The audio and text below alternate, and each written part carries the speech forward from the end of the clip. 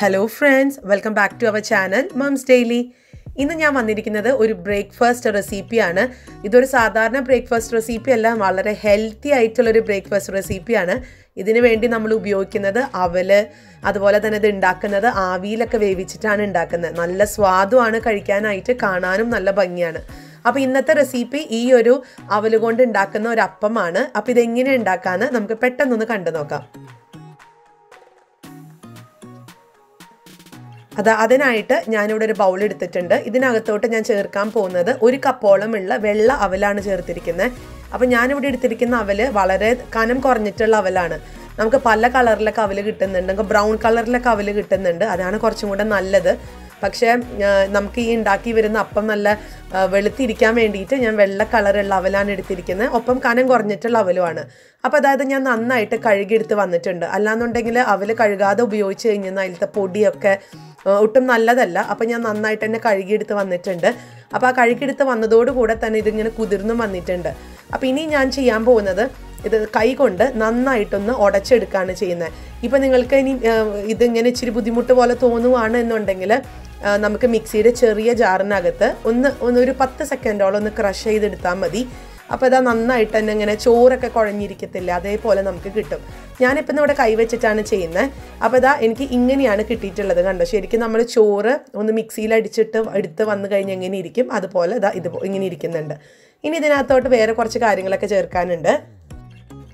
അപ്പോൾ അതിനായിട്ട് ആദ്യം ചേർക്കുന്നത് 1/2 കപ്പോളമുള്ള റവയാണ് എടുക്കുന്നത്. ഇത് ബോംബെ റവയാണ്, അതായത് നമ്മൾ ഉപ്പുമാവിനൊക്കെ ഉണ്ടാക്കുന്ന അതേ റവ, തരിത്തരിയോടുകൂടിയുള്ള റവയാണ്. നമ്മൾ പൊടിക്കൊന്നും വേണ്ട.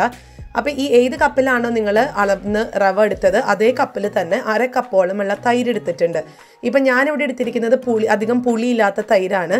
അപ്പോൾ അതുകൊണ്ടാണ് ഞാൻ കറക്റ്റ് 1/2 കപ്പ് എടുത്തത്. ഇനിയിപ്പോൾ നിങ്ങൾ എടുക്കുന്നത് പുളിയുള്ള തൈരാണെന്നുണ്ടെങ്കിൽ ഒരു 1/4 കപ്പാക്കി എടുത്താൽ മതി. ഇനി ഇതാ ഞാൻ ഒരു 3 പച്ചമുളകും ഒരു ചെറിയൊരു 1/4 ഇഞ്ചോളം വലിപ്പമുള്ള ഒരു ഇഞ്ചി ചതച്ചെടുത്തതാണ്. നിങ്ങൾക്ക് ചതയ്ക്കോ അല്ലെങ്കിൽ നന്നായിട്ട് അരച്ചെടുക്കുകയോ ചെയ്യാം.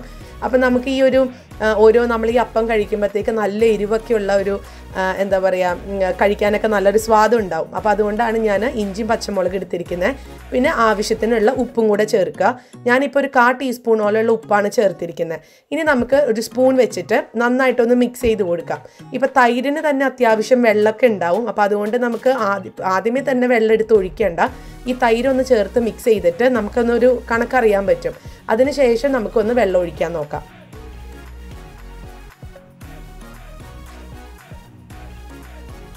അപ്പോൾ ഇതാ ഇങ്ങനെയാണ് ഇതിൻ്റെ ഞാനിങ്ങനെ ഇളക്കി തൈരൊക്കെ ഒന്ന് മിക്സ് ചെയ്ത് കഴിഞ്ഞപ്പോൾ ഇച്ചിരി കട്ടിയായിട്ടാണ് ഇരിക്കുന്നത്.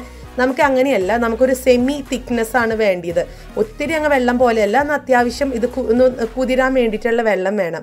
അപ്പോൾ അതിനായിട്ട് ഞാൻ ആദ്യം ഒരു 3 ടേബിൾ സ്പൂണോളമുള്ള വെള്ളം ഒഴിച്ചിട്ടുണ്ട്. അപ്പോൾ അതൊരു കണക്ക് ഞാൻ പറയുന്നില്ല. നമുക്കത് ആവശ്യത്തിനുള്ള വെള്ളം കുറേശ്ശെ ഒഴിച്ചിട്ട് നമുക്കിതൊരു സെമി തിക്കായിട്ട്, അത്യാവശ്യം ഒരു തീരെ ടൈറ്റ് അല്ല തീരെ ലൂസല്ല എന്നുള്ള രീതിയിലുള്ള ഒരു കൺസിസ്റ്റൻസിയിൽ കൊണ്ടുവരാം. അപ്പം ഞാനത് കാണിക്കാം എത്ര വേണം എന്നുള്ളത്. അപ്പോൾ ഇങ്ങനെയാണ് നമ്മുടെ ഒരു കൺസിസ്റ്റൻസി വേണ്ടത് കേട്ടോ. ഒത്തിരി കുറുകിയിട്ടൊന്നുമില്ല, എന്നാൽ ഇത്തിരി ലൂസും അല്ല. കണ്ടോ. അപ്പോൾ ഇനി നമുക്കിത് ഒരു 10 മിനിറ്റോളം ഒന്ന് കുതിരാൻ വേണ്ടി മാറ്റി വെക്കണം. നമ്മുടെ ഈ ഒരു അവലും റവയിലൊക്കെ നന്നായിട്ട് ആ പുളിയൊക്കെ ഒന്ന് കയറി പിടിക്കാനും ഒന്ന് കുതിർന്ന് കിട്ടാൻ വേണ്ടിയിട്ട് നമുക്കിതൊന്ന് 10 മിനിറ്റോളം ഒന്ന് മാറ്റി വയ്ക്കാം. അപ്പോൾ അതവിടെ ഒരു 10 മിനിറ്റ് കഴിഞ്ഞു. ഈ റവൊക്കെ ഇച്ചിരി കൂടെ നമ്മൾ നേരത്തെ കണ്ടതിനേക്കാൾ ഇച്ചിരി കൂടെ വെള്ളമൊക്കെ വറ്റി വന്നിട്ടുണ്ട്. അത് ഈ റവ ഇതെല്ലാം വെള്ളവും ഈ തൈരൊക്കെ ഒന്ന് കുടിച്ചിട്ടുള്ളതാണ്, ഒന്ന് കുതിർന്നിട്ടുള്ളതാണ്. ഇനി നമുക്ക് ഇച്ചിരി കൂടെ വെള്ളം ഒഴിച്ച് നമുക്ക് ആവശ്യത്തിന് ആ കറക്റ്റ് ഒരു പരിവാക്കി എടുക്കണം. നമുക്ക് ഒത്തിരി ലൂസായി പോയി കഴിഞ്ഞാൽ നമുക്കിത് ആവിയിൽ വേവിച്ച് കറക്റ്റായി വരത്തില്ല. അപ്പോൾ അത് നിങ്ങൾ പ്രത്യേകം ശ്രദ്ധിക്കണം. ഈ ഒരു കൺസിസ്റ്റൻസിയിലാണ് വേണ്ടത്. കുറച്ചൊരു എന്താ പറയുക, നമ്മൾ ചട്നിയൊക്കെ ഉണ്ടാക്കിയിട്ടുള്ള ഒരു നല്ല തിക്കായിട്ടുള്ളൊരു ചട്നിയൊക്കെ ഉണ്ടാക്കത്തില്ല, ആ ഒരു പരിവാണ്. ഇനി ഇതിനകത്തോട്ട് ഞാൻ ഒന്ന് ഉപ്പ് ടേസ്റ്റ് ചെയ്ത് കഴിഞ്ഞപ്പോഴത്തേക്കും ഈ വെള്ളമൊക്കെ വറ്റി കഴിഞ്ഞപ്പോഴത്തേക്കും ഉപ്പങ്ങ് കറക്റ്റായിട്ട് തോന്നിയില്ല. അപ്പം ഞാനൊരു 1/4 ടീസ്പൂണോളം കൂടെ ഉപ്പും കൂടെ ചേർത്തിട്ട് ഒന്ന് മിക്സ് ചെയ്ത് കൊടുത്തിട്ടുണ്ട്. അപ്പോൾ ഇതാ ഇനി അടുത്തത് ഞാൻ ഇതിനകത്തോട്ട് ഒരു 1/2 ടീസ്പൂണോളമുള്ള ബേക്കിംഗ് സോഡയാണ് ചേർത്തിരിക്കുന്നത്. അല്ലെങ്കിൽ ഒരു 1/4 ടീസ്പൂണോളമുള്ള ബേക്കിംഗ് സോഡ ആയാലും മതി. നമ്മൾ ഈ ബേക്കിംഗ് സോഡ ചേർക്കുന്നത് നമ്മുടെ ഈ ഉണ്ടാക്കുന്ന ഈ അപ്പം നല്ല ഫ്ലഫി ആയിട്ട് വരാനും നല്ല സോഫ്റ്റ് ആയിട്ട് വരാനും വേണ്ടിയിട്ടാണ്. അപ്പോൾ അത്യാവശ്യം പൊന്തി വരും ചെയ്യും. അപ്പോൾ അതിനാണ് ബേക്കിംഗ് സോഡ ചേർത്തത്. ബേക്കിംഗ് സോഡ ചേർക്കുമ്പോൾ ഏറ്റവും അവസാനമാണ് ചേർക്കേണ്ടത് കേട്ടോ. ഇപ്പോൾ കണ്ടോ നല്ല ഈ ഒരു ഇതാണ് നമ്മുടെ കറക്റ്റ് കൺസിസ്റ്റൻസി. ഇങ്ങനെ പഞ്ഞിക്കെട്ട് പോലെയാണ് ഇരിക്കേണ്ടത്. ഇനി നമ്മളിതൊരു പാത്രത്തിലോട്ട് ഇതൊന്ന് മാറ്റി ഒഴിക്കുകയാണ് ചെയ്യേണ്ടത്. അപ്പോൾ ഏത് പാത്രം വേണമെങ്കിലും നിങ്ങൾക്ക് ഉപയോഗിക്കാം. നമ്മുടെ വീട്ടിൽ ആവി കയറ്റാവുന്ന രീതിയിലുള്ള പാത്രം ഉപയോഗിക്കാം. ഞാനിപ്പോൾ ഇതാ ഇതുപോലത്തെ ഒരു സ്റ്റീൽ പാത്രം, ഒരു ചോറും പാത്രമാണ് ഞാൻ എടുത്തിരിക്കുന്നത്. അപ്പോൾ അതിനകത്ത് നമുക്ക് ആവശ്യത്തിനുള്ള എണ്ണയൊക്കെ ഒന്ന് ചെറുതായിട്ടൊന്ന് തൂത്ത് കൊടുക്കണം, ഒന്ന് ഗ്രീസ് ചെയ്തെടുക്കുകയാണ് ചെയ്യുന്നത്. അപ്പോൾ ഞാൻ പറഞ്ഞ പോലെ നിങ്ങൾക്ക് ഏത് പാത്രം, ഇനിയിപ്പോൾ വലിയ പാത്രം തന്നെ വേണമെന്നില്ല, നിങ്ങൾക്ക് കുഞ്ഞ് സ്റ്റീലിൻ്റെ ഒക്കെ കുഞ്ഞ് പാത്രങ്ങളിൽ വെക്കാം. ഇനി അതുമല്ല എന്നുണ്ടെങ്കിൽ ഇഡ്ഡലി തട്ടിലാണെന്നുണ്ടെങ്കിലും നിങ്ങൾക്ക് കോരി ഒഴിക്കാം. അത് കറക്റ്റായിട്ട് തന്നെയാണ് വരിക. അന്നേരം നമുക്കതൊരു എന്താ പറയുക, നല്ലൊരു ഇഡ്ഡലിയുടെ ഷേപ്പിലൊക്കെ നല്ല ഭംഗിയുണ്ടാവും അത് കാണാൻ. അപ്പം ഞാനിന്ന് ഇച്ചിരി ഒരു എന്താ പറയുക, ഒരു പഫ് ഇങ്ങനെ വട്ടയപ്പൊക്കെ പോലെ ഇങ്ങനെ കുറച്ചിങ്ങനെ വീർത്ത് വരുന്ന രീതിയിലാണ് ഇത് ഉണ്ടാക്കുന്നത്. അപ്പോൾ അത് ഗ്രീസ് ചെയ്ത് വെച്ചിട്ടുണ്ട്. ഇനി ഇതിനകത്തോട്ട് നമ്മൾ തയ്യാറാക്കി വെച്ചിരിക്കുന്ന നമ്മുടെ ഈ ഒരു ബാറ്റർ ഒന്ന് ഒഴിച്ചു കൊടുക്കാം. ഇതാ ബാറ്റർ ഒഴിച്ചിട്ടുണ്ട്. ഇനി നമുക്കിതൊരു സ്പൂൺ വെച്ചിട്ട് ഒന്ന് ലെവൽ ചെയ്ത് കൊടുക്കണം. അപ്പോൾ ഇനി അതിന് ശേഷം നമുക്കിതൊന്ന് ടാപ്പ് ചെയ്ത് കൊടുക്കാം, ഒന്ന് തട്ടി കൊടുക്കാം. ഇതിനകത്ത് എന്തെങ്കിലും എയർ ബബിൾസ് ഒക്കെ ഉണ്ടെങ്കിൽ ഒന്ന് പോകാൻ വേണ്ടിയിട്ടാണ്. അപ്പോൾ അത്രയേ ഉള്ളൂ. നമ്മുടെ ബാറ്ററും നമ്മുടെ പാത്രമൊക്കെ റെഡിയാണ്. ഇനി നമുക്കിതൊന്ന് ആവി കയറ്റണം. അതിനായിട്ട് ഞാനൊരു പാത്രം വെച്ചിട്ടുണ്ട്. ഇങ്ങനത്തെ ഒരു സ്റ്റീമറാണ് ഞാൻ യൂസ് ചെയ്യുന്നത്. അപ്പോൾ വെള്ളം നന്നായി തിളച്ചതിന് ശേഷം ആവി വരാൻ തുടങ്ങിയതിന് ശേഷം മാത്രമേ നമ്മുടെ പാത്രം ഇതിനകത്ത് ഇറക്കി വെക്കാവൂ. എന്നിട്ട് നമുക്കിതിൻ്റെ മേലെ ഒരു മൂടിക വെക്കാം. ഈ പാത്രത്തിൻ്റെ മൂടികയോ അല്ലെങ്കിൽ അല്ലാത്തൊരു മൂടിക വെക്കാം. അല്ലാന്നുണ്ടെങ്കിൽ ഈ ആവി ആയിട്ട് വരുന്ന വെള്ളം മുഴുവൻ ചിലപ്പോൾ ഇതിൻ്റെ മേലെ അങ്ങ് വീണ് കെടുക്കും. അപ്പോൾ അത് ഒഴിവാക്കാൻ വേണ്ടിയിട്ട് നമുക്ക് പാത്രം മൂടി വെച്ച് ഇതൊരു 15 മിനിറ്റോളം ഒരു മീഡിയം ലോ ഫ്ലെയിമിൽ, തീരെ ലോ അല്ല, ഒരു മീഡിയം ലോ ഫ്ലെയിമിൽ ഒന്ന് നമുക്ക് ആവി കയറ്റിയെടുക്കാം. ഇപ്പോൾ ഇവിടെ ഒരു 10 മിനിറ്റ് കഴിഞ്ഞപ്പോൾ ഞാനൊന്ന് തുറന്ന് നോക്കുകയാണ്, ഒന്ന് ഉറപ്പ് വരുത്തിയെന്ന് മാത്രം. ഞാൻ 15 മിനിറ്റാണ് സത്യത്തിൽ എടുത്തത്, പക്ഷെ ഞാൻ നിങ്ങളെ കാണിക്കാൻ വേണ്ടിയിട്ട് ഒരു 10 മിനിറ്റ് ആകുമ്പോൾ എടുക്കുന്നുണ്ട്. അപ്പോൾ ഇതിൻ്റെ ഒരു അവസ്ഥ എന്തുമാത്രമാണെന്ന് ഞാൻ കാണിക്കാം. ഇതിപ്പോൾ ഇപ്പോഴും നമുക്ക് തോന്നും ഇത് നന്നായിട്ട് ആയിട്ടുണ്ടെന്നൊക്കെ തോന്നും, കാരണം നല്ല ഫ്ലഫി ആയിട്ടാണ് ഇത് ഇരിക്കുന്നത്. അപ്പോൾ നമ്മളിത് ഉള്ളൊക്കെ വെന്തോന്ന് അറിയാൻ വേണ്ടിയിട്ട് നമുക്കൊരു കത്തി വെച്ചിട്ടോ അല്ലെങ്കിൽ ഒരു സ്ക്യൂർ വെച്ചിട്ടോ അല്ലെങ്കിൽ ഒരു മോനയ്ക്കുള്ള ഒരു എന്തെങ്കിലും വെച്ചിട്ട് നമുക്കൊന്ന് ചെറുതായിട്ടൊന്ന് കുത്തി കൊടുക്കാം. കുത്തി കൊടുത്ത് വളരെ ഒന്ന് ഒട്ടിപ്പിടിക്കാതെ കിട്ടുവാണെന്നുണ്ടെങ്കിൽ ആയിന്നാണ് അർത്ഥം. നമുക്കിത് അവിടെ ഇച്ചിരി ഒട്ടിയൊക്കെ പിടിച്ചിട്ടുണ്ട്. അപ്പോൾ അതിനർത്ഥം ഇതിൻ്റെ ഉള്ളിൽ വെന്തിട്ടില്ല എന്നാണ്. അപ്പോൾ നമുക്കിതൊന്നും കൂടെ തിരിച്ച് മൂടി വെച്ചിട്ട് ഒരു 5 മിനിറ്റും കൂടെ ഒന്ന് വേവിച്ചെടുക്കാം.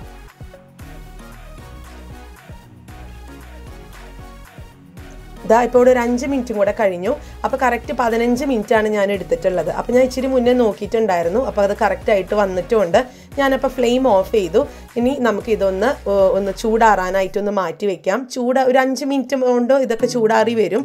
ചൂടാറിയതിന് ശേഷം മാത്രമാണ് നമ്മളിനി ഇതിൻ്റെ ബാക്കി കാര്യങ്ങൾ ചെയ്യുന്നത്.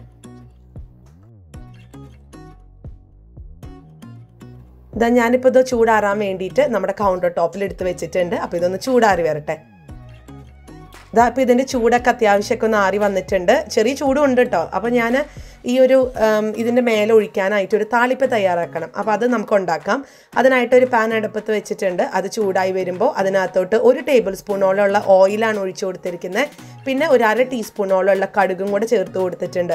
അപ്പോൾ ഈ കടുക് പൊട്ടിക്കഴിഞ്ഞാൽ ഞാനിപ്പോൾ ഇവിടെ ഇച്ചിരി മല്ലിയിലയാണ് ഞാൻ ഇട്ട് കൊടുക്കുന്നത്. നിങ്ങൾക്ക് കറിവേപ്പില ആണ് കുറച്ചും കൂടെ നല്ലത് കേട്ടോ. കറിവേപ്പില ഉണ്ടെങ്കിൽ കറിവേപ്പില ചേർക്കാം. പിന്നെ മല്ലിയിലയുടെ ഫ്ലേവർ ഇഷ്ടമുള്ളവർക്ക് മല്ലിയില ചേർക്കാം. അപ്പം മല്ലിയില ചേർക്കുന്ന സമയത്ത് അല്ലെങ്കിൽ കറിവേപ്പില ചേർക്കുന്ന സമയത്ത് നമുക്ക് ഫ്ലെയിം ഓഫ് ചെയ്യാം. എന്നിട്ട് ആ ചൂടിൽ അതങ്ങ് പതുക്കെ ഒന്ന് വാടി കിട്ടും. ഇനി നമ്മൾ തയ്യാറാക്കിയിട്ടുള്ള നമ്മുടെ താളിച്ച ആ ഒരു നമുക്കത് ഈ ഒരു അപ്പത്തിൻ്റെ അല്ലെങ്കിൽ ഈ ഒരു അവലപ്പത്തിൻ്റെ മേലെ നമുക്ക് ചെറുതായിട്ടൊന്ന് ഒഴിച്ചു കൊടുക്കാം. ഒഴിച്ചു കൊടുത്തതിന് ശേഷം സ്പൂൺ വെച്ചിട്ട് ആ ഓയിലൊക്കെ നന്നായിട്ട് എല്ലായിടത്തും എന്താ പറയുക, ആവത്തക്ക രീതിയിൽ നമുക്ക് നന്നായിട്ടൊന്ന് പുരട്ടി കൊടുക്കാം. കണ്ടില്ലേ, ഇപ്പം നമ്മുടെ ഈ ഒരു അവലപ്പം കാണാൻ തന്നെ നല്ല ഭംഗിയാണ്.